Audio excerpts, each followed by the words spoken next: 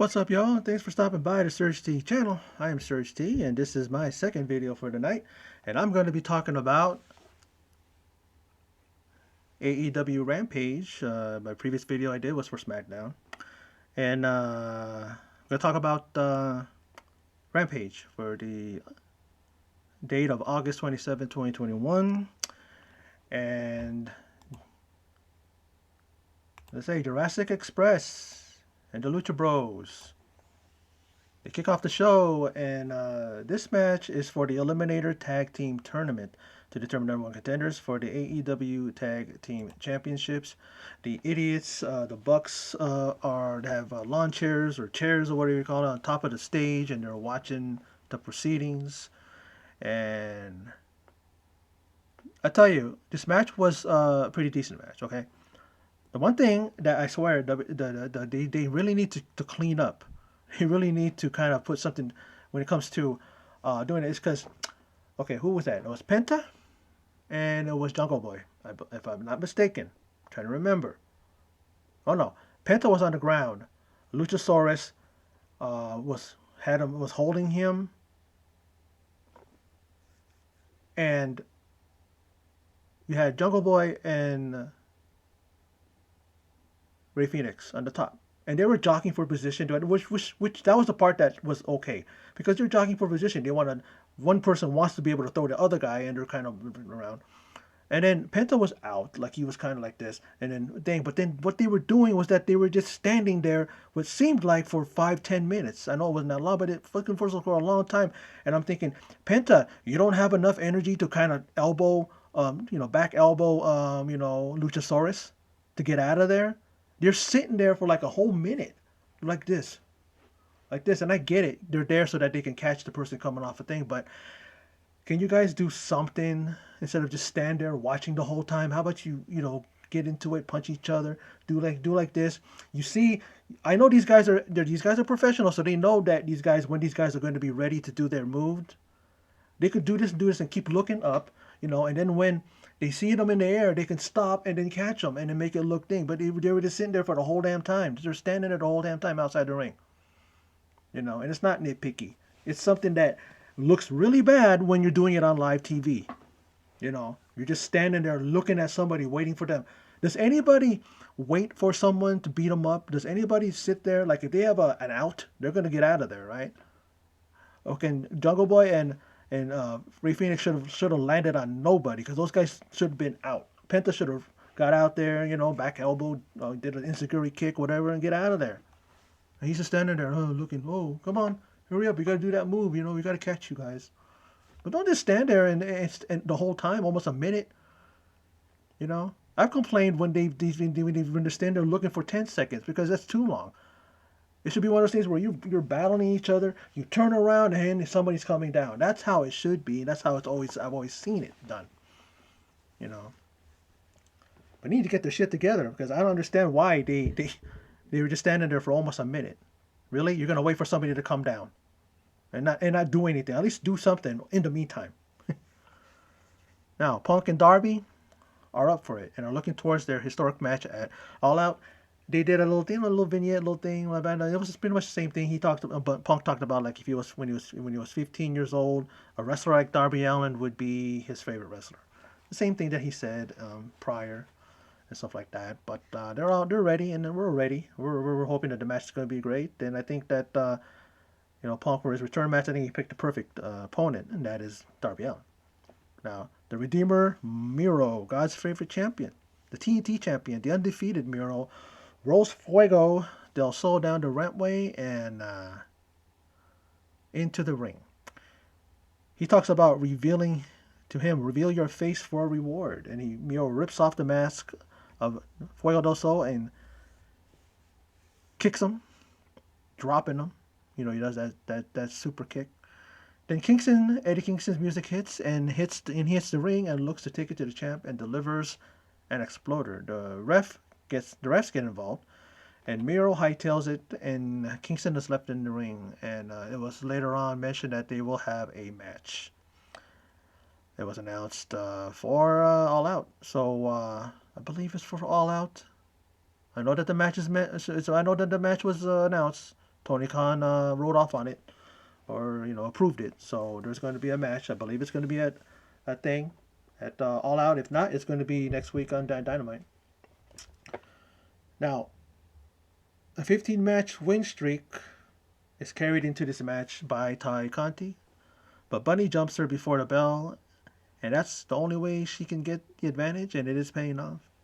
Penelope Ford arrives ringside during the course of the match and distracts Conti and the ref, and this gives her an in. Her husband, the Blade, hands her a brass knucks, and then the brass knucks pays dividends as a bunny for the bunny, and she uses them and knocks out Ty Conti, and she gets the pin. I love both ladies. I think they're both very, very talented. I don't like the way she won, but hey, you got to give it to Bunny. The Bunny does know how to, get the job done, and she needed those brass knucks. Oh well, I guess that's what she needed to do because Ty Conti isn't a pushover, so I guess she felt like I can't beat her on my own. I gotta use some brass knucks. So there you go. And Mark Henry with the dumb questions, and both men. Omega and Cage, they're being interviewed. They don't want the whole thing where he's here and then you see a screen here, shot of it's Cage, and over here it's Omega, and Omega and Cage, they have the answers that are expected. They didn't say anything new. It was the same thing that they had said in previous interviews. And Mark Henry, he's a work in progress. Not gonna give up on him when it comes to being a commentator, but he really leaves a lot to be desired because some things he said actually in commentary during the matches was okay. Here, he was asking questions. What was it like? Oh, what was it? What was the thing? I should have write it down, but it's like, oh, he said to Omega, are you gonna try to injure you know you're try to injure what do you call it? Christian Cage. Yes, Christian Cage. Same thing. Are you gonna try to injure tonight? Like that. It's like one of those things where it's like the way he said it and the way he worded it. It was like, why would you ask that question? I mean, you do ask somebody, man. You're going to, but it's almost like one of those things where it's just like, it's almost like a question that he just didn't have anything to ask, so he asked that. That's something that, of course, he's gonna do that. Of course, they're gonna do that in the ring. They want to soften their opponent, you know, before their big match. You know, why would you ask that question? And stuff like that. That's why I'm calling it a dumb question because it's like, why would you ask that? It doesn't. But I'm willing to give him benefit of the doubt. Mark Henry, he's probably working with Jr. and other people to kind of sharpen up his thing. They really need to sharpen up his commentary thing because it's like, sometimes he has a good line here and there. So I guess there's improvement there. But when it comes to his interviews backstage, it's just like, I don't know. But the main event involves Omega and the retard with the spray bottle cutler, who Don Callis actually called a jackass with no talent. And they go against Kazarian and Cage, and this was this was the main event. Like, it was a who gives a shit match. I didn't like it. It wasn't bad, but then it was just like, why did they have it? Why was this needed? Especially this being the main event. Why was this the main event? Really didn't call for that being a main event. But in the end, we see a spear and a kill switch by Christian Cage and he takes out the Elite's stooge, Brandon Cutler, and that's some momentum for Christian Cage to take into All Out. Is he going to take the title away from Kenny Omega? The AEW World Championship. He already took the Impact Championship. It might happen. Who knows?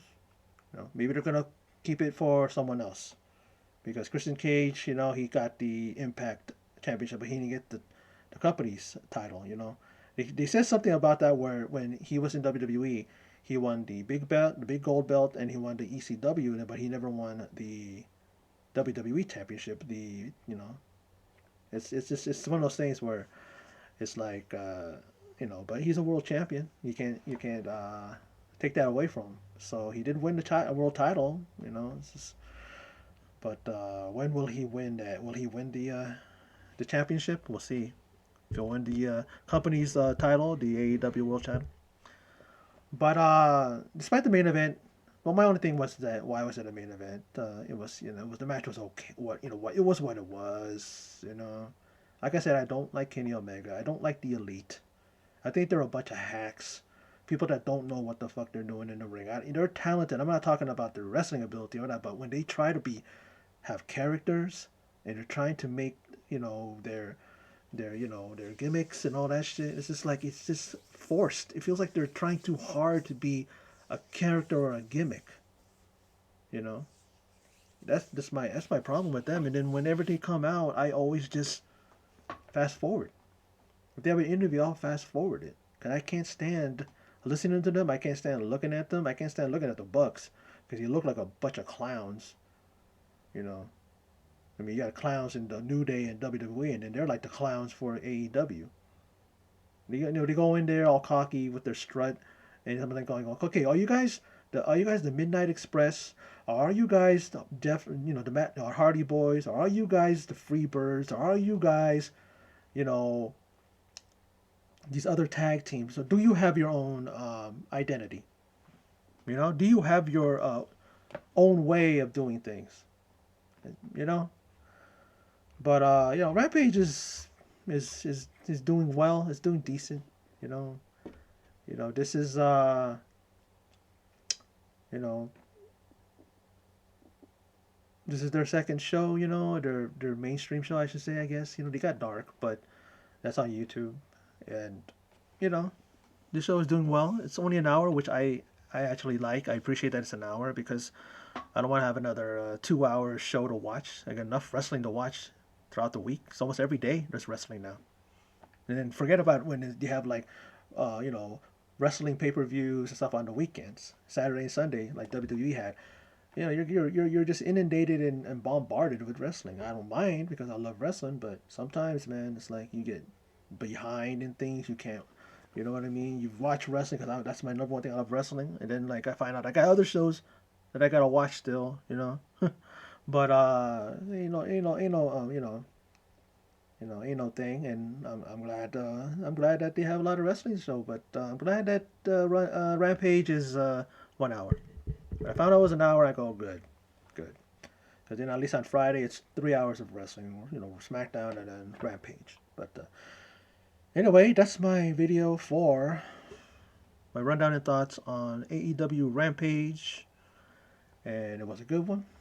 And I'm glad that we got what we got.